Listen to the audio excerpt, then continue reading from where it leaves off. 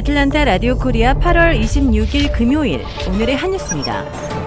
제롬 파월 미 연방준비제도 의장은 오늘 일정 기간 높은 수준의 기준금리를 유지할 뜻을 다시 한번 확인했습니다. 파월 의장은 오늘 와이오밍주 잭슨홀에서 캔자스시티 연방준비은행 주최로 열린 경제정책 심포지엄에서 물가 안정의 중요성을 강조하면서 물가의 안정을 복원하려면 당분간 제약적인 정책 스탠스 유지가 필요하다고 말했습니다. 인플레이션을 잡기 위해 경기를 둔화시킬 정도의 높은 금리를 유지할 필요가 있다는 뜻을 강조한 것으로 해석됩니다. 파월 의장은 물가 상승률 축소에는 불행히도 비용이 따른다면서도 그러나 물가 안정 복원에 실패하는 것은 더 큰 고통을 의미한다며 인플레이션 억제에 최우선순위를 뒀습니다. 미 국무부 초청으로 워싱턴 DC를 방문한 한국의 여야 의원들이 조 바이든 행정부 핵심 인사들을 만나 인플레이션 감축법 입법에 따른 한국 업계의 피해 가능성에 강력한 유감을 표현했다고 밝혔습니다. 정진석 국회 부의장을 비롯해 국민의힘 김정재, 더불어민주당 김한정, 이재정 의원 등 방미단은 어제 워싱턴 DC 인근에서 특파원 간담회를 갖고 방미 활동에 대해 설명했습니다. 이 자리에서 의원들은 백악관과 국무부 관계자를 두루 만나 인플레 감축법 통과에 따른 한국산 전기차에 대한 차별적 규정 문제에 대한 한국의 우려의 목소리를 강하게 전달했다고 말했습니다.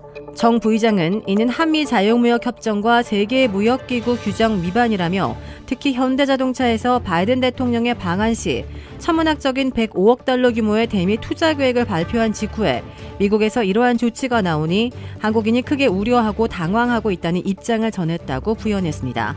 정 부의장은 뒤통수를 맞은 느낌이 없지 않아 있다며 현대의 조지아 전기차 공장이 2025년 준공되니 그때까지 이 법안 적용을 유예할 수 없느냐는 입장을 전달했다고 밝혔습니다.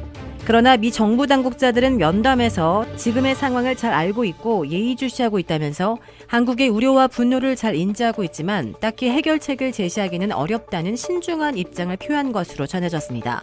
이들은 특히 당장 해결책은 없다면서 행정부는 의회를 통제할 수 없는 입장이라며 원칙론을 견지했다고 합니다. 미 정부는 미국의 인플레 감축법과 반도체 지원법 등으로 자동차, 배터리, 반도체 업계에 잇따라 비상등이 켜지자 민간 합동 대응반을 구성해 미국과 본격적인 협상에 나설 채비를 서두르고 있습니다. 하지만 미국이 오는 11월 중간 선거를 앞두고 있어 구제책이 마땅치 않다는 지적도 나오고 있습니다. 한국에서 선거에서 승리하고도 내홍으로 몸살을 앓아온 집권여당 국민의힘이 새 출발을 다짐하며 띄웠던 주호영 호가 출범 한 달도 채우지 못한 채 자초 위기에 놓였습니다. 한국법원이 한국 시각 26일 국민의힘 주호영 비상대책위원장 체제에 대한 이준석 전 대표의 효력정지 가처분 신청을 받아들이면서입니다. 정당 민주주의까지 거론한 법원은 사실상 비대위 체제 무효를 주장하는 이 전 대표의 손을 들어준 것으로 받아들여지는 분위기입니다. 지난 9일 당 전국위가 주 위원장 인선을 의결한 지 17일 만인데요. 지난 16일 상임 전국위를 통해 비대위 구성까지 완료한 지 10일 만입니다. 일순 리더십 진공 상태에 내몰리게 된 셈입니다.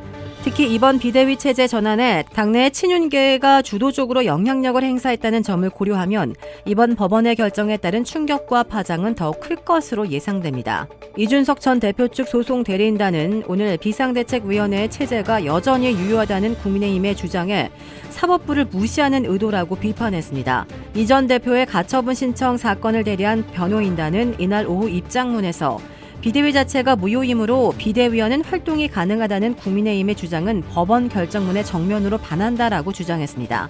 이들은 법원 결정의 핵심은 비상 상황이 아니므로 비대위 설치 요건을 갖추지 못했다는 것이므로 비대위 자체가 무효라며 국민의힘을 향해 4.4 오입 개헌과 같은 터무니없는 해석에 불과하다고 주장했습니다. 변호인단은 사퇴하지 않은 최고위원으로 최고위를 구성하고 사퇴한 최고위원 자리에는 당원에 의해 선출해야 한다고 요구했습니다. 이러한 법원 결정이 나온 직후에는 사법부가 정당 민주주의를 위반한 헌법 파괴 행위에 내린 역사적인 판결이라고 평가했습니다. 한국에서 계곡 살인 사건으로 재판을 받고 있는 이은혜 씨를 대상으로 사이코패스 검사를 한 결과 기준을 웃도는 점수가 나온 사실이 드러났습니다.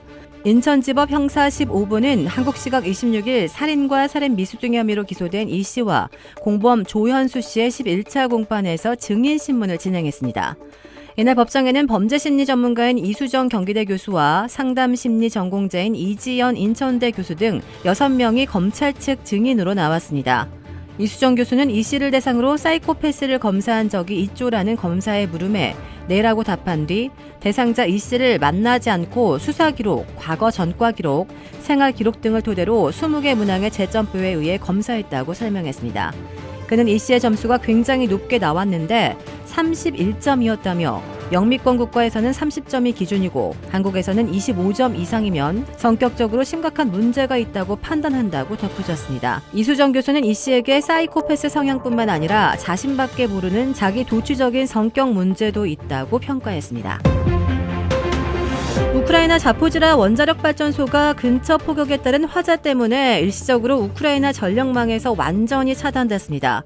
유럽 최대 규모의 원전에서 발생한 이 같은 사상 초유의 사태를 두고 볼로드미르 젤란스키 우크라이나 대통령은 유럽과 우크라이나를 방사능 재난의 한 발짝 앞으로 몰아붙였다고 러시아를 비난했습니다. 러시아는 단전 사태가 우크라이나의 소행이라고 주장했습니다. 현재 언론에 따르면 현지 시간 25일 자포지라 원자력 발전소 인근 야산에서 발생한 화재의 영향으로 발전소와 외부를 연결하던 마지막 송전선이 훼손됐습니다. 이에 따라 자포지라에서 가동 중이던 2개의 원자로와 우크라이나 전력망 연결이 차단됐습니다. 이 자포지라 지역 전력 공급도 그 즉시 중단됐습니다. AP통신은 다만 차단됐던 2개의 원자로 가운데 1개 연결이 복구되면서 지역 전력 공급도 재개됐다고 전했습니다. 우크라이나는 이번 사태 때문에 자포지라 원전의 가동이 중단돼 방사성 물질이 누출될 위기를 겨우 넘겼다고 주장했습니다. 젤란스키 대통령은 심야 연설에서 러시아군의 공격에 마지막 송전선이 훼손돼 사상 처음으로 자포지라 원전이 멈춰섰다며 디젤 발전기가 즉각 가동해 발전소 자체에 필요한 에너지를 공급했다라고 말했습니다. 주택 구매뿐만 아니라 커머셜, 웨어하우스, 비즈니스 건물까지 부동산계의 큰손 이주환 부동산. 크레딧 카드 빚 최대 80%까지 탕감.